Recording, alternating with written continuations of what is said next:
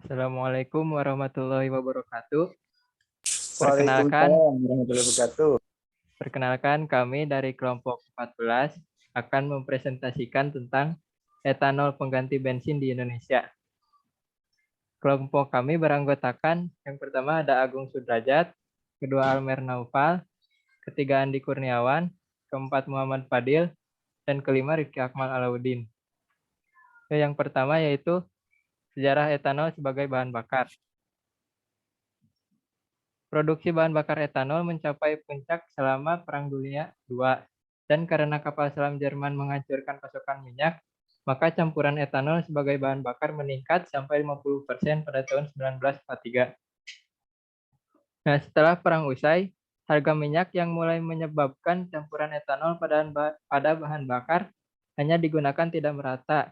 Kebanyakan hanya dipakai untuk mengambil keuntungan dari surplus stok gula di negara itu. Nah, pada tahun 1970-an, tepatnya saat krisis minyak 1973, pasokan minyak berkurang dan kesadaran publik akan memenuhi energi sendiri kembali meningkat. Nah, sebagai hasilnya, pemerintah Brasil mulai mempromosikan bioetanol sebagai bahan bakar.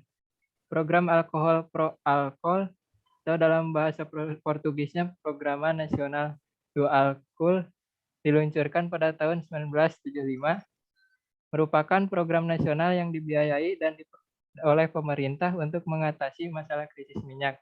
Etanol yang digunakan diproduksi dari tebu. Selanjutnya akan dijelaskan oleh Saudara Agung Sudrajat. Ya, silakan. Baik, izin melanjutkan. Apa itu etanol? Etanol di pasar dikenal dengan nama alkohol. Dengan rumus molekulnya itu C2H5OH.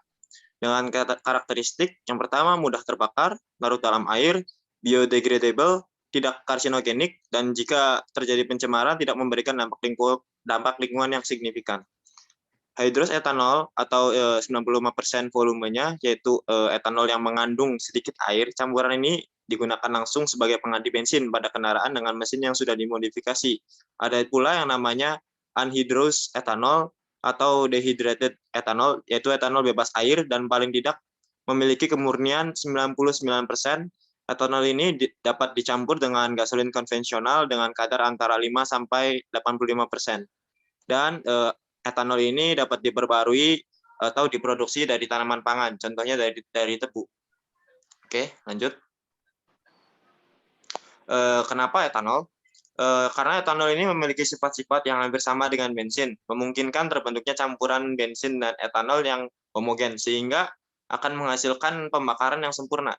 Sifat-sifat tersebut antara lain mudah menguap, antara bensin dan etanol sama-sama mudah menguap, sehingga apabila dicampur tidak menyebabkan perbedaan karakteristik yang signifikan, sehingga campuran akan tetap mudah membentuk senyawa dengan udara dan terbakar. Berikut adalah tabel perbandingan fisik dan kimia bahan bakar etanol dengan bensin. Yang pertama dari rumus kimianya, lalu kedua ada berat molekulnya yang memang lebih ringan etanol dibandingkan bensin, lalu ada karbon massa dengan etanol sebesar 52,2 dan bensin 88. Lalu ada kadar aromatik yang dengan etanol ini tidak memiliki kadar aromatik, tetapi bensin memilikinya. Lalu yang menjadi poin utama dari perbedaan antara etanol dengan bensin ini adalah flammability limit dengan etanol sebesar 4,3/19%, dan dari bensinnya itu hanya sekitar 1,4/7,6%, membuktikan bahwa etanol ini lebih mudah terbakar daripada bensin. Oke, selanjutnya akan dilanjutkan oleh rekan saya. Baik, saya akan lanjutkan mengenai kelebihan dan kekurangan etanol. Dari segi kelebihan pemakaian bioetanol adalah yang ke-1, bioetanol aman digunakan sebagai bahan bakar. Titik nyala etanol 3 kali lebih tinggi dibandingkan bensin. Yang kedua, emisi hidrokarbon lebih sedikit. Dan adapun kekurangan-kekurangan bioetanol dibandingkan bensin yaitu 1, pada mesin dingin lebih sulit melakukan starter bila menggunakan bioetanol. Kemudian bioetanol bereaksi dengan logam seperti magnesium dan aluminium. Next. Nah, adapun penerapan pada tipe mobil dan motor, yang pertama pada Fiat 147 Brazil 1979 merupakan mobil modern pertama yang diluncurkan dengan memakai bahan bakar etanol murni saja. Yang kedua ada VW Gol 16 Total Flex 2003 merupakan mobil pertama yang berbahan bakar fleksibel yang bisa berjalan dengan campuran bensin dengan etanol.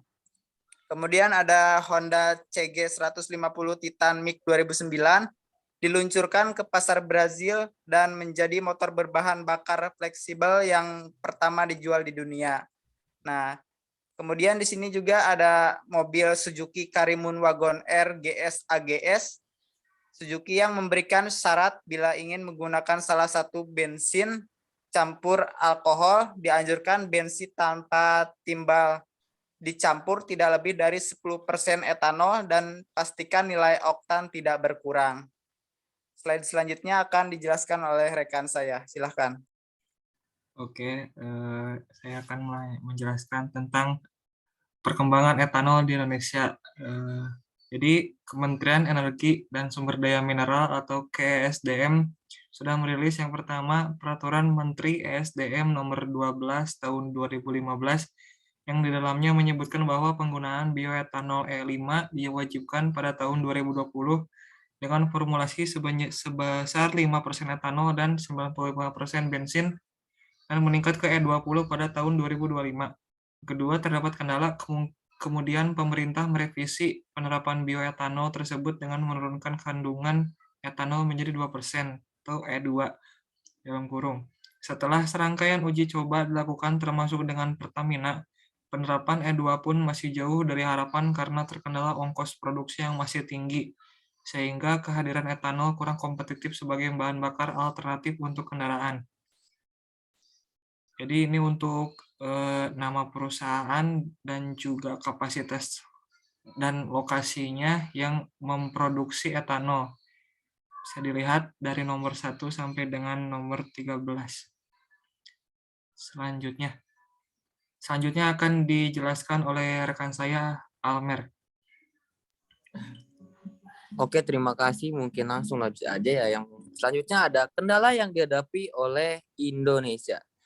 Kendala-kendala yang dihadapi oleh Indonesia dalam menerapkan etanol sebagai pengganti bensin diantaranya yaitu yang pertama ada terdapat penolakan dari beberapa pengusaha lokal. Yang kedua, ongkos produksi etanol yang tinggi ini. Dan yang ketiga, terbatasnya pasokan dari bahan baku. Mungkin bisa dilanjut. Lalu ini adalah beberapa penelitian produksi etanol. Yang pertama ada penelitian pengolahan sampah organik menjadi etanol dan pengujian sifat-sifat biogasolin yang diteliti oleh I Gusti Bagus Wijaya Kusuma dari jurusan Teknik Mesin Universitas Udayana. Dan selanjutnya ada bioetanol sebagai sumber green energy alternatif yang potensial di Indonesia yang diteliti oleh Lili Arlianti jurusan Teknik Kimia Universitas Islam Syekh Yusuf. Mungkin terima kasih buat kalian yang sudah melihat video ini. Semoga bermanfaat. Assalamualaikum warahmatullahi wabarakatuh. Waalaikumsalam warahmatullahi wabarakatuh.